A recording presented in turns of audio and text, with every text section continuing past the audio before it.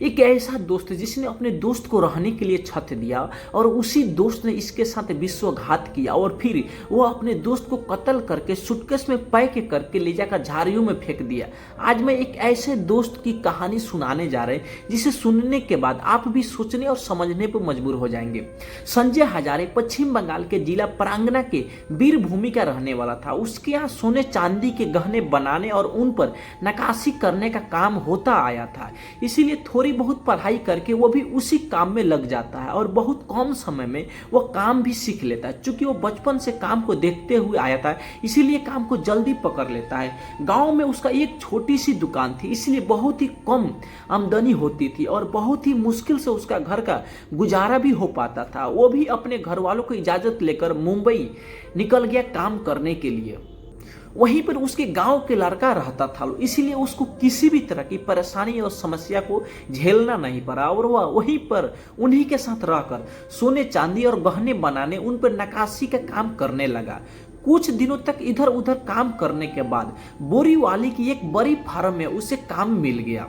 यहाँ उसे ठीक ठाक पैसे मिलने लगा और कमाई भी ज़्यादा होने लगी। अब वह बहुत ज़्यादा खुश था जिंदगी में। कुछ रुपये घर पर भेज कर भी वो अच्छा खासा सेविंग भी कर लेता था। कुछ दिन बाद वह पैसा इकट्ठा करके उसने अंधेरी के गौतम नगर में एक मकान खरीद लिया।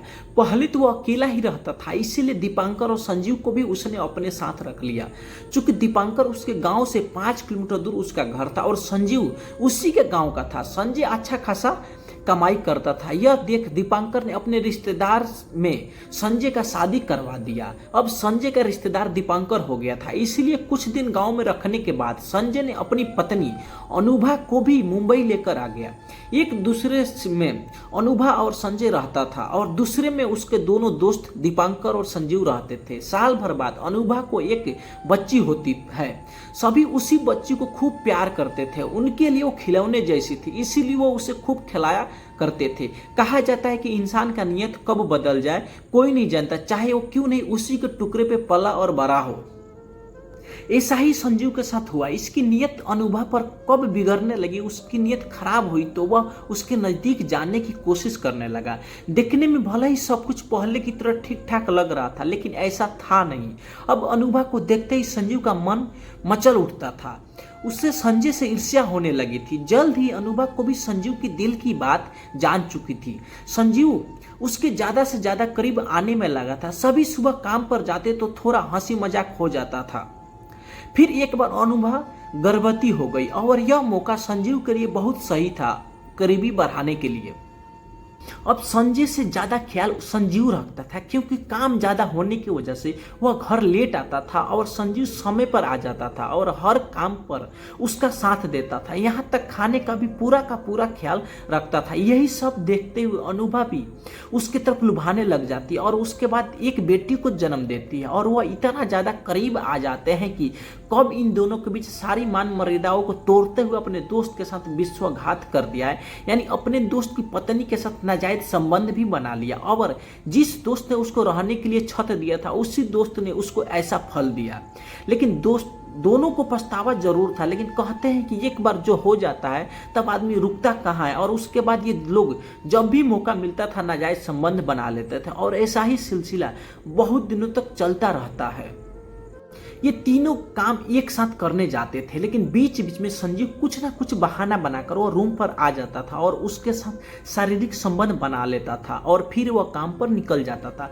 पहले तो लगता था कि इंसान है तबीयत खराब होता होगा।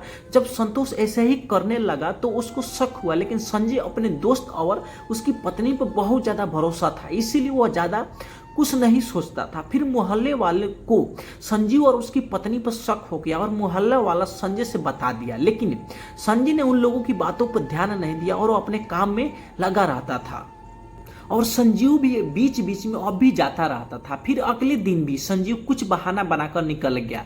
तभी संजय के मोहल्ले की बात याद आ जाती है और उस दिन वो भी कुछ काम का बहाना बनाकर निकल जाता है, जानने के लिए कि आखिर संजीव जाता है कहाँ और जो मोहल्ले वाले बोल रहे थे क्या सही है या ऐसे ही वो लोग बदनाम कर रहे हैं। जैसे ही वो घर पर जाता है और अपना गेट खोलता है तो देखता है कि संजीव उसकी बीवी के साथ सोया हुआ है। उसके बाद वो अपने दोस्त को बोलता है यही तेरा बहाना या कहानी जब भी बहाना बनाकर आता था यही करने के लिए, मैं तुझे रूम दिया रहने के लिए और तूने मुझे यही सिला दिया।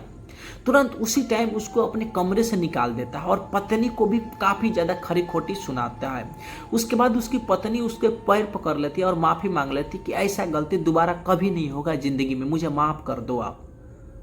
संजीव ने भले ही घर को छोड़ दिया था लेकिन अनुभा को भुलाया नहीं था। अनुभा को जब भी मौका मिलता था वह संजीव को बुला लेती थी और संजीव अपनी इच्छा पूरी करके वह चला जाता था और इसमें अनुभा भी उसकी मदद करती थी। इसीलिए संजय और अनुभा में हमेशा मारपीट चलती रहती थी। इतना होने के बाद भी वह उससे यानी संजीव से शारीरिक संबंध रखती थी। अब संजय ने देखा कि मामला दिन पर दिन बिगड़ते जा रहा था। उसने अपनी बीबी को घर पर छोड़ दिया। कुछ दिन गांव रहेगी तो खुद सुधर जाएगी और फिर संजय मुंबई निकल जाता है काम करने के लिए। इधर जब भी वह अपनी पत्नी को कॉल करता था उसका फोन हमेशा बिजी ही आता रहता था। इसी बीच वो संजीव को कॉल करके गांव में बुला लेती है और संजीव भी छुट्टी लेकर गांव चला जाता है और गांव में ही उससे मिल लेता था और उसके साथ शारीरिक संबंध भी बना लेता था। ये खबर पूरे गांव में लुत्ती की तरफ फैल गई थी। अब संजय के माता पिता भी परेशान रहने लग जाते हैं और फिर वो अपने बेटे यानी संजय को कॉल करके बोलते हैं कि बहू को तुम अपने पास ही रखो। उसके बाद बेटा बोलता है कि कुछ दिन और रुको, मैं छुट्टी लेकर आता हूँ। संजय भी काफ़ी ज़्यादा परेशान रहने लग जाता है। फिर एक दिन संजय दारू पीता है और संजीव को कॉल करके बहुत गाली गलौज करता है और बोलता है कि किसी दिन तुमको मैं जान से मार दूंगा अगर तूने अपना रास्ता सही नहीं चुना तो। उसके बाद वह कॉल काटकर सो जाता है। फिर संजय ने अनुभव और संजीव को अलग करने का दूसरा तरकीब निकाल लिया। परिचितों की मदद से उसने अपना गौतम नगर वाला मकान बेच दिया और अंबरनाथ तहसील के नेवाली गांव के आकृति चाल में एक अच्छा सा मकान खरीद लिया। उसके बाद पूजा पाठ कराकर वो फिर अपने गांव चला जाता है पत्नी को लाने के लिए और फिर बेटी और दीपांकर के साथ नई मकान में रहने लग जाता है। अब संजय को ऐसा लग रहा था कि अनुभा अब सुधर जाएगी, लेकिन ऐसा संजय का भूल था। ना ही अनुभा ही उसको भुला पाई थी और ना ही संजीव उसको भुला पाया था। इधर अनुभा को संजीव से मिले 1 महीना हो गया था और संजय भी अपने काम में बिजी हो जाता है और दीपावली का समय आ गया था, इसीलिए संजय का काम भी और पहले से ज़्यादा बढ़ गया था।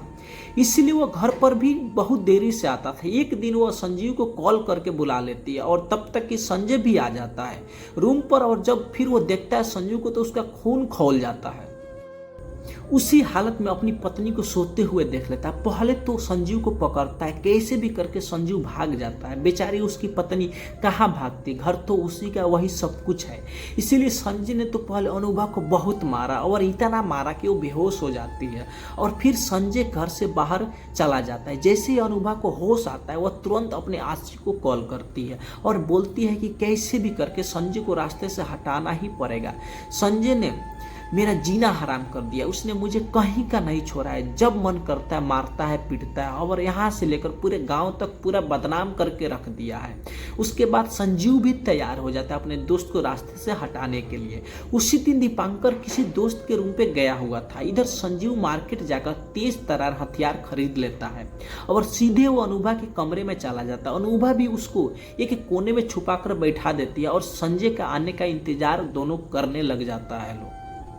और जैसे ही संजय 8 बजे संध्या के समय आता है और पत्नी से खाना मांगता है और जब बोलती है कि तुम बनाकर खा लो तो तुरंत संजय हाथ उठा देता है और उसके बाद अनुभा उसको हाथ पकड़ लेती है और घर में छुपा बैठा संजीव ने तेज तरह हथियार से उसके गर्दन पे मार देता है और उसका गर्दन से खून बहना शुरू हो जाता है। संजय तुरंत धरती पर गिर जाता है और छटपटाने लग जाता है। उसके बाद अनुभा और संजीव दोनों उसको पकड़ लेते हैं। खून इतना ज़्यादा बह जाता है कि तुरंत उसकी मौत हो जाती है। उसके बाद लाश को 5 टुकड़े करके एक बड़ा सा सूटकेस बैग में पैक करके ले जाकर झाड़ियों में फेंक देता है। उस रात काफ़ी ज़्यादा बारिश भी हो रही थी। मुंबई से सटे जिला थाने का तहसील अंबरनाथ का गांव नवयाली चाल में रहने वाले कुछ लोग सुबह काम करने के लिए निकले तो गांव से कुछ दूरी पर घनी झाड़ियों के बीच उन्हें प्लास्टिक का एक बड़ा सा सूटकेस बैग पड़ा दिखाई दिया। तेज बारिश होने के बावजूद भी उसके ऊपर खून का धब्बा दिखाई दे रहे थे, इसलिए लोगों को यही लग रहा था कि इसमें लाश पड़ी है। मामला गंभीर था और देखते ही देखते वहां पर काफी ज्यादा भीड़ उमड़ गई थी। इसी बीच किसी ने थाने को कॉल करके बता दिया और थाना भी देरी न करते हुए अपनी पूरी टीम के साथ घटना स्थल पर पहुंच जाती है। और जब सूटकेस बैग को खोला जाता है तो उसमें से लाश मिलती है जिसको 5 टुकड़ों में काटा गया था, जिसका उम्र लगभग 25 से 28 साल के बीच होगा।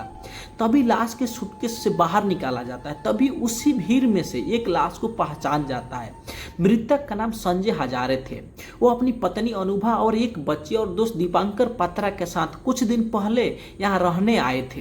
तभी पुलिस ने एक सिपाही भेजकर उसकी पत्नी को बुला लेता है और लाश को देखकर उसकी पत्नी चीखे चिल्लाने लग जाती है और बहुत ज़्यादा रोने लग जाती है। फिर पुलिस कैसे भी करके उसको समझाता है और बोलता है कि आप रो मत, जल्दी हम लोग कातिल को पकड़ लेंगे, उसको सज़ा दिलाएंगे। फिर पुलिस उस लाश के पोस्टमार्टम के लिए भेज देती है। उसके बाद फिर पुलिस को ऐसा लग रहा था कि उसकी पत्नी जिस हिसाब से रो रही थी उसी के ऊपर पुलिस को शक होने लग गया। इसलिए वो एक बार फिर उस दोस्त और उसकी पत्नी को बुलाता है थाना और पूछताछ शुरू हो जाता है। उसकी पत्नी बातें को इधर उधर घुमा फिरा रही थी और पुलिस हल्का फुल्का पूछकर दोनों को छोड़ देता है। और दीपांकर भी इतना ज़्यादा डर जाता है कि वो सब कुछ जानते हुए भी कुछ नहीं बताया था। दीपांकर ये तो जानता था कि अनुभा को संजीव से नाजायज संबंध था, लेकिन वो ये नहीं जानता था कि अनुभा और संजीव दोनों ने मिलकर ही संजय का जान लिया है। और पुलिस अपनी पूरी टीम के साथ पता लगाने में जुट जाती है। तभी किसी ने बताया कि कुछ दिन पहले ही अंधेरी के गौतम नगर में रहते थे। तुरंत जब पुलिस गौतम नगर जाती है तो पता चलता है कि संजय और अनुभा के बीच अक्सर झगड़ा मारपीट चलता रहता था और इस झगड़ा का कारण संजय का दोस्त संजीव जो उसी के कमरा में रहता था, उसकी पत्नी से उसका नाजायज संबंध था। इसी का विरोध संजय करता था।